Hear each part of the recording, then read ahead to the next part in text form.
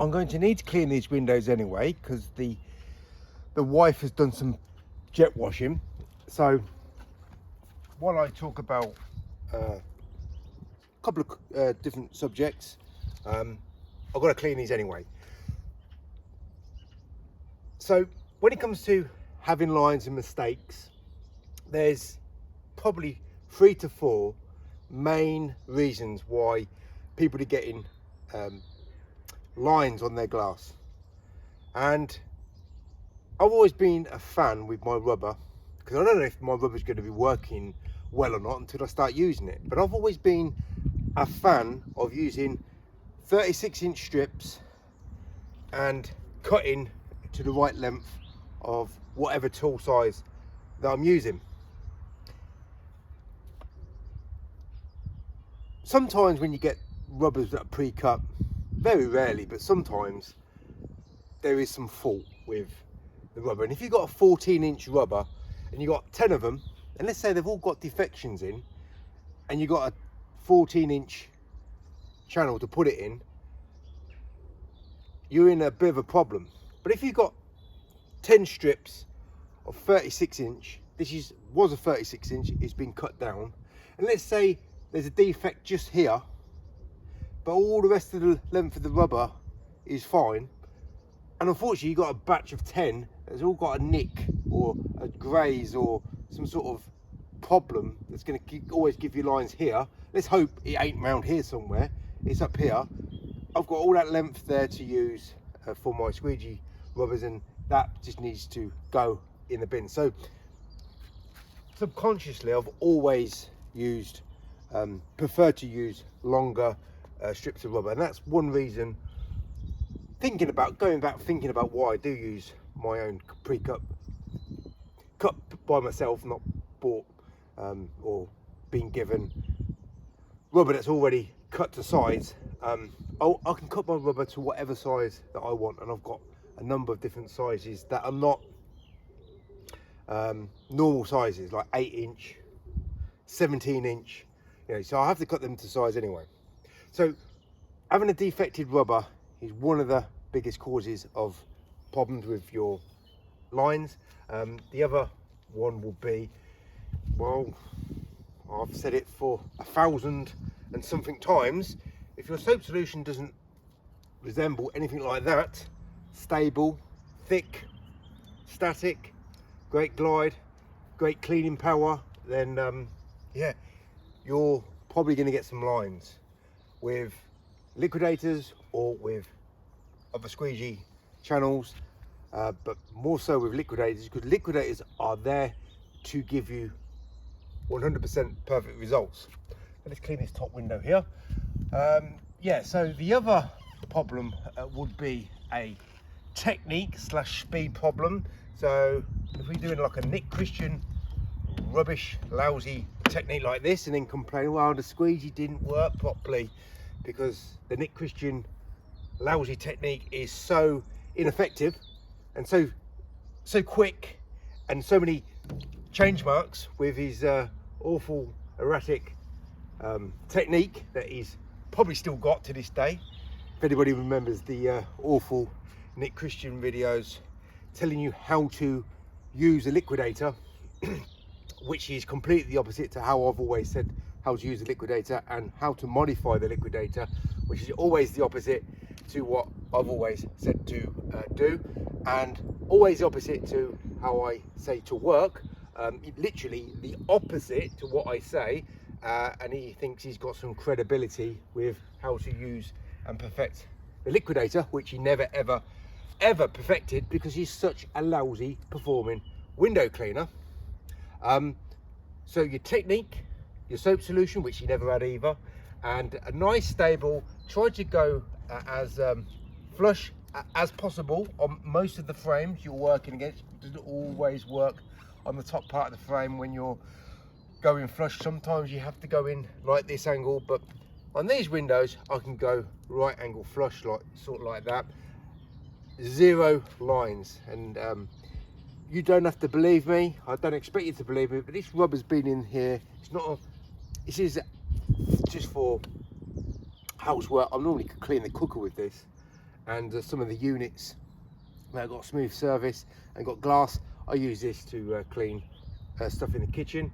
I haven't got any problems with lines whatsoever. So rubber, defective rubber, you know, you can't really do anything about that. But if you buy long strips, you can compensate for any problems that might be in there because it's such a long length. Soap solution, speed and technique. So I didn't do any awful erratic maneuvers on that big window here, and this is a big squeegee for this window here, but I am going to be as careful as possible not to make any crazy erratic maneuvers. To close out on the bottom, and again, no problems there. And on this window here, I shouldn't have any problems on this window either, because everything is set up nice. And last but not least, because I've cut that rubber specifically to the length what it should be, it's exact. Yeah, so everything exact, not just the tool but the way that I work.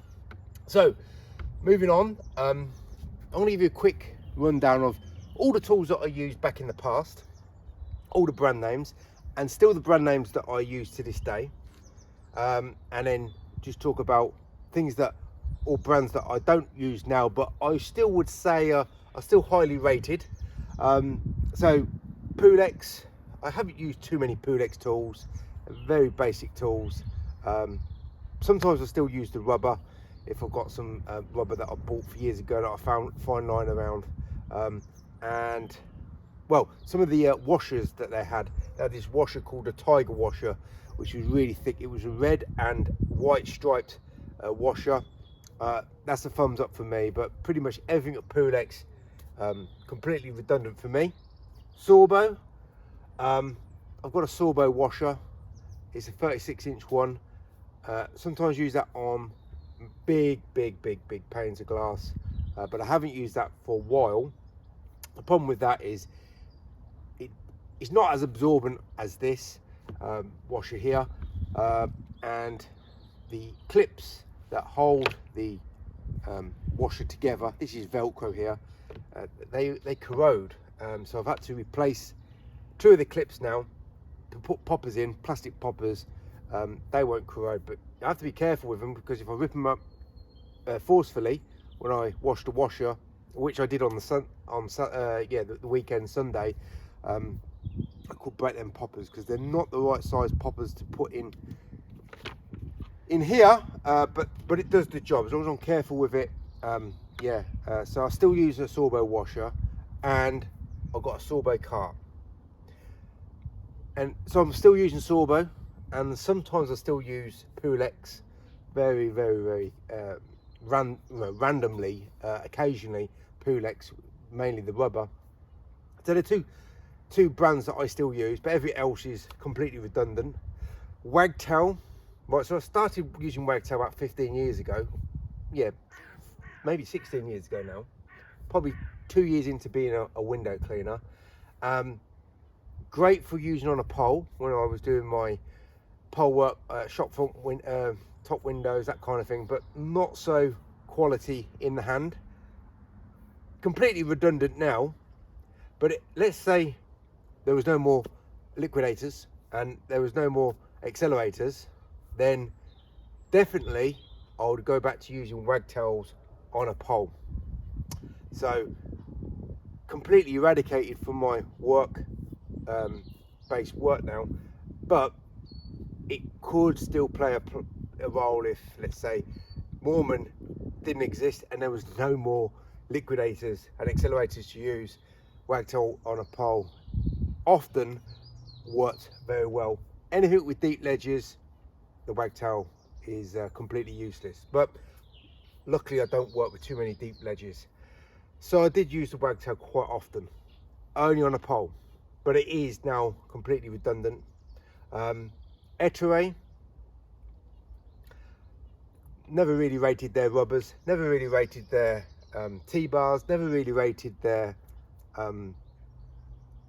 washers, being really absorbent. This one is one of the best ones I've used, and the Pulex Tiger, washer, which I still have. Ettore, I got some Ettore products on my belt, so there's a few Ettore products that I still use, mainly to hold my squeegees, but everything else is, now I don't even have an Ettore bucket anymore. I often found Ettore bucket handles snapped over a long time of use, so I stopped buying Ettore buckets as well. But I've got a broken one over in that corner of my garden. Unger, okay, so they do some decent washers, and they do some very good T-bars. So I do use Unger products. I don't have their big bucket. The reason why I would use their big bucket if it could fit in the trolley, Sorbo trolley that I've got, but the big green buckets, they won't fit in my Sorbo trolley. But I really like the Ninja T-bars, and the sleeves, Ninja sleeves, they're pretty good as well. Now I've seen Luke the window cleaner use a red Unger sleeve, which is kind of like the equivalent to this turquoise one. I don't see any huge difference, but I use these as washers. I never use the scrubbers. The scrubbers are on my hand, on my gloves. So, and I've got an accessory holder for my belt, so I still use Unger, I still use Ettore, I still use Sorbo. I don't use, let's say I don't use Pulex anymore, and I don't use Wagtail. I think that's about it when it comes to window cleaning equipment. I've never used SYR. That's a UK based window cleaning company. No, I never used them really. Can't think of anything else. Oh, other than Maker, and Maker don't make anything that I need or would want. They come too late to the table when it comes to, but their innovation ain't spectacular, but they come far too late as a window cleaner. Maybe for other people they're relevant, but they are the most irrelevant brand for me as a window cleaner out of all of them. There is nothing of Maker that I would want or need. So Maker is definitely not even worth talking about, because they just don't have anything worthwhile.